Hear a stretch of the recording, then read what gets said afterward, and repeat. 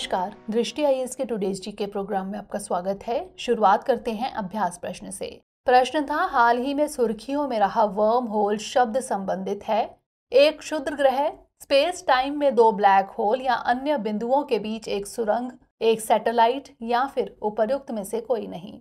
इसका सही जवाब है ऑप्शन बी, स्पेस टाइम में दो ब्लैक होल या अन्य बिंदुओं के बीच एक सुरंग। वर्म होल स्पेस टाइम में दो ब्लैक होल या अन्य बिंदुओं के बीच एक सुरंग जैसी संरचना है, इसलिए विकल्प बी सही है। इसके अंदर अंतरिक्ष के एक छोर से दूसरे छोर तक कम समय में यात्रा की जा सकती है। माना जाता है कि वर्म होल में एक सिरे से दाखिल होने वाला ऑब्जेक्ट ब्रह्मांड के किसी और हिस्से में बाहर निकलता है। वर्म होल के अस्तित्व की भविष्यवाणी लुडविग फ्लेम द्वारा 1916 में की गई थी। तो इस तरह इस प्रश्न का सही जवाब है ऑप्शन बी, स्पेस टाइम में दो ब्लैक होल या अन्य बिंदुओं के बीच एक सुरंग। आज के सेशन का पहला प्रश्न है, उपराष्ट्रपति को पदच्युत करने संबंधी प्रस्ताव लाया जा सकता है केवल लोकसभा में, संसद के किसी भी सदन में, संसद की संयुक्त बैठक में या फिर केवल राज्यसभा में। इसका सही जवाब है ऑप्शन डी, केवल राज्यसभा में। आगामी 6 अगस्त को भारत के उपराष्ट्रपति पद के लिए निर्वाचन होना निर्धारित है। इसके चलते उपराष्ट्रपति का पद सुर्खियों में है। उपराष्ट्रपति की पदावधि 5 वर्ष की होती है। हालांकि उपराष्ट्रपति को उसके पद से हटाया भी जा सकता है। इसके लिए कम से कम 14 दिन पूर्व इस आशय की सूचना देना जरूरी है कि उपराष्ट्रपति को हटाने संबंधी संकल्प प्रस्तुत किया जाने वाला है। ऐसा संकल्प केवल राज्यसभा में ही रखा जा सकता है, इसलिए विकल्प डी सही है। इसका आधार कोई भी ऐसा कारण हो सकता है जिसे राज्यसभा उचित समझती हो। तो इस तरह इस प्रश्न का सही जवाब है ऑप्शन डी, केवल राज्यसभा में। अगला प्रश्न है, सूर्यमित्र कौशल विकास कार्यक्रम यानी SSDP के संबंध में निम्नलिखित कथनों पर विचार कीजिए। 1. इसका उद्देश्य सौर ऊर्जा के क्षेत्र में युवाओं का कौशल विकास करना है। 2. इसके लिए national institute of solar energy यानी NISE नोडल एजेंसी है। उपर्युक्त में से कौन सा यहाँ से कथन सही है या फिर है?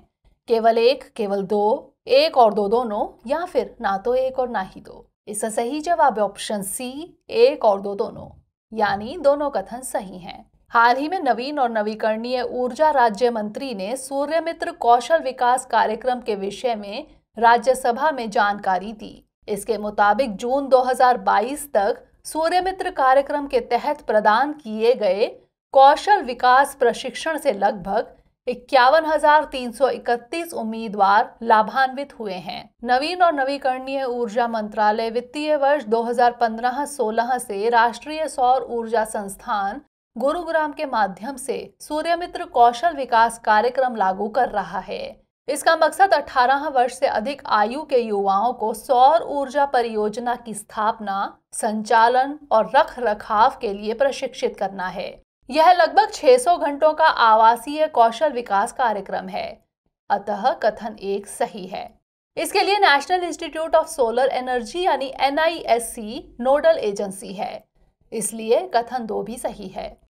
किसी विषय में डिग्री जैसी उच्च योग्यता वाले व्यक्ति इस कार्यक्रम के लिए पात्र नहीं हैं। तो इस तरह इस प्रश्न का सही जवाब है ऑप्शन सी, एक और दो दोनों। अगला प्रश्न है, अंतर्राष्ट्रीय अंतरिक्ष स्टेशन संयुक्त रूप से किन देशों की अंतरिक्ष एजेंसियों द्वारा संचालित किया जाता है? 1 यूरोप, 2 जापान, 3 चीन, 4 कनाडा। उपर्युक्त में से कितने युग्म सही सुमेलित हैं? केवल 1, 2 और 3, केवल 1, 3 और 4, केवल 2, 3 और 4 या फिर केवल 1, 2 और 4। इसका सही जवाब है ऑप्शन डी, केवल 1, 2 और 4। हाल ही में रूस ने 2024 के बाद अंतर्राष्ट्रीय अंतरिक्ष स्टेशन यानी ISS से अलग होने की घोषणा की है। ISS का पहला हिस्सा 20 नवंबर 1998 को लॉन्च किया गया था। इसका उपयोग शून्य गुरुत्वाकर्षण में वैज्ञानिक अनुसंधान करने और भविष्य की अंतरिक्ष यात्राओं के लिए उपकरणों का परीक्षण करने के लिए किया जाता है। यह पृथ्वी से करीब 420 किलोमीटर की ऊंचाई पर लो अर्थ ऑर्बिट में है। इसका संचालन संयुक्त रूप से रूस, अमेरिका, यूरोप, जापान और कनाडा की अंतरिक्ष एजेंसियों द्वारा किया जाता है। तो इस तरह इस प्रश्न का सही जवाब है ऑप्शन डी, केवल 1, 2 और 4।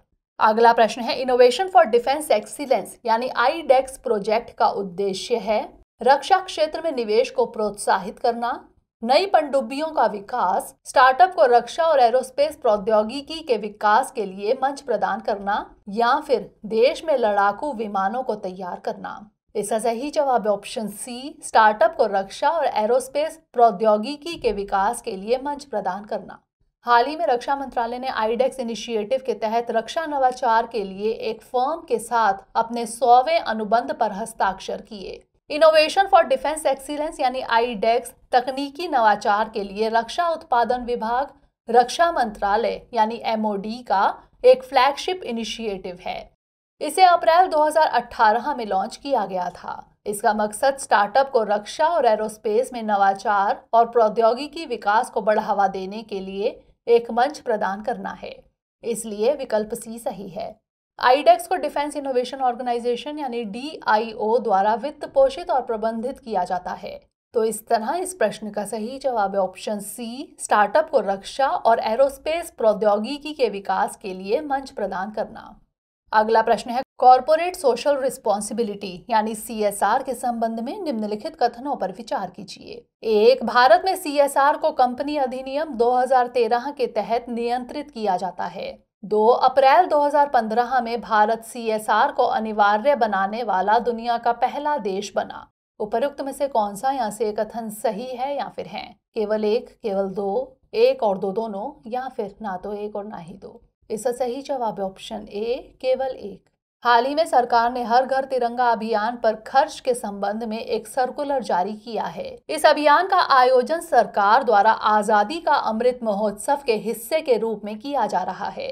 इसके तहत कंपनियां हर घर तिरंगा अभियान से जुड़ी गतिविधियों के लिए अपनी कॉर्पोरेट सोशल रिस्पॉन्सिबिलिटी यानी सीएसआर फंड का इस्तेमाल कर सकती हैं। भारत में सीएसआर को कंपनी अधिनियम 2013 के तहत नियंत्रित किया जाता है, इसलिए कथन एक सही है।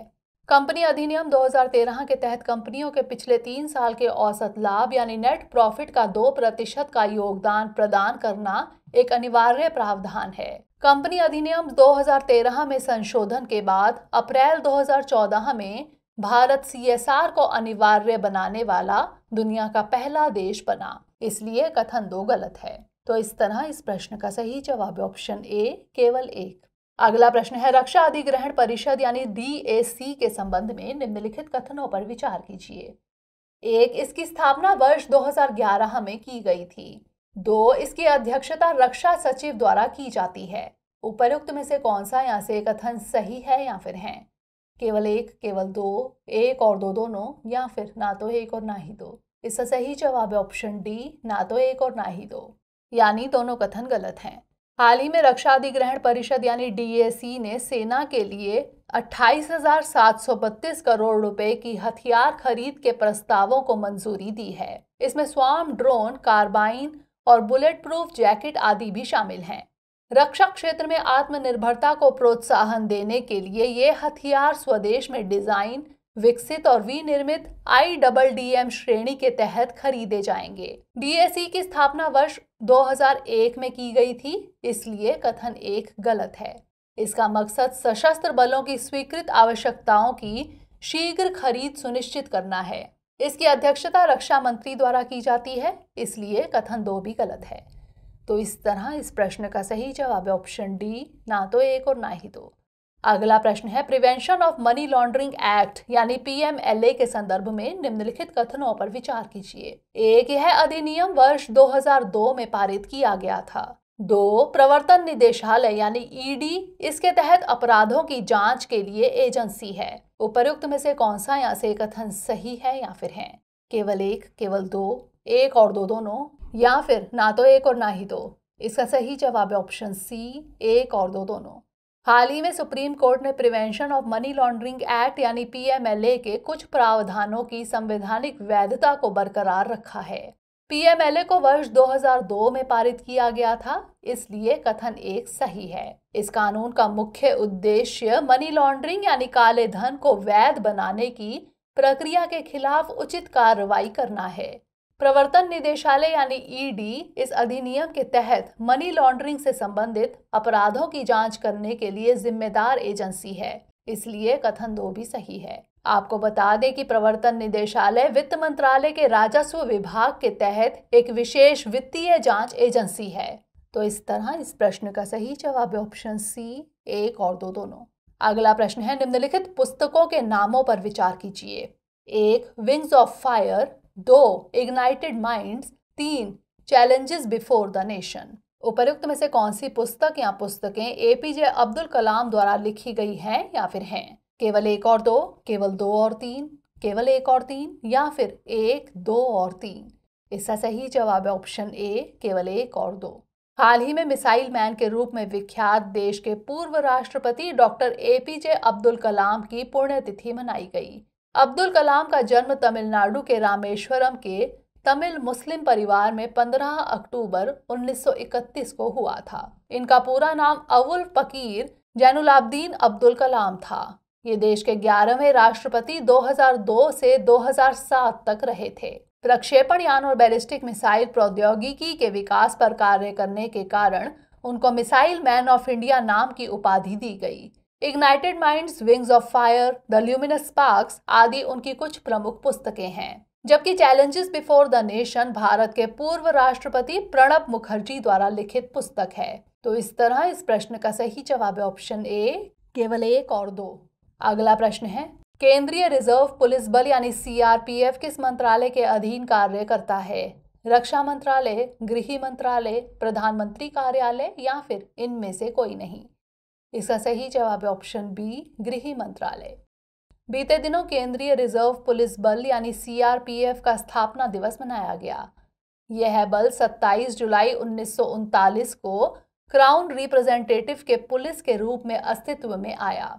यह 28 दिसंबर 1949 को सीआरपीएफ अधिनियम के लागू होने पर केंद्रीय रिजर्व पुलिस बल बन गया।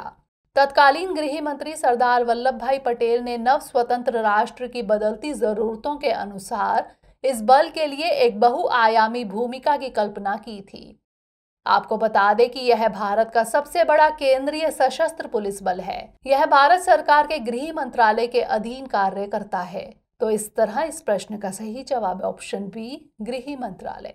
अंतिम प्रश्न है, कावेरी नदी किस राज्य से होकर नहीं गुजरती है? महाराष्ट्र, कर्नाटक, तमिलनाडु या फिर इनमें से कोई नहीं? इसका सही जवाब है ऑप्शन ए, महाराष्ट्र। हाल ही में कावेरी नदी के पार मेकेदातु में एक जलाशय बनाने की योजना हेतु तमिलनाडु की आपत्तियों पर कर्नाटक सरकार ने सुप्रीम कोर्ट में अपना पक्ष रखा है। कावेरी, जिसे तमिल में पोन्नी के नाम से जाना जाता है, दक्षिण भारत की चौथी सबसे बड़ी नदी है। यह पश्चिमी घाट की ब्रह्मगिरी पहाड़ी से निकलती है। यह कर्नाटक और तमिलनाडु में बहते हुए बंगाल की खाड़ी में गिर जाती है। इसलिए विकल्प ए सही है। कावेरी बेसिन कर्नाटक, तमिलनाडु एवं केरल और केंद्र शासित प्रदेश पुडुचेरी में 81,155 वर्ग किलोमीटर में फैला हुआ है। तो इस तरह इस प्रश्न का सही जवाब है option A, Maharashtra.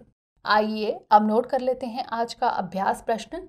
Compact reconnaissance imaging spectrometers for Mars यानी क्रिज्म संबंधित है नासा, इसरो, रॉसकॉस्मोस या फिर जाक्सा? इसका उत्तर हमें कमेंट सेक्शन में जरूर भेजिएगा। अगले सेशन में नए प्रश्नों के साथ मिलेंगे। तब तक के लिए पढ़ते रहिए एंड स्टे मोटिवेटेड।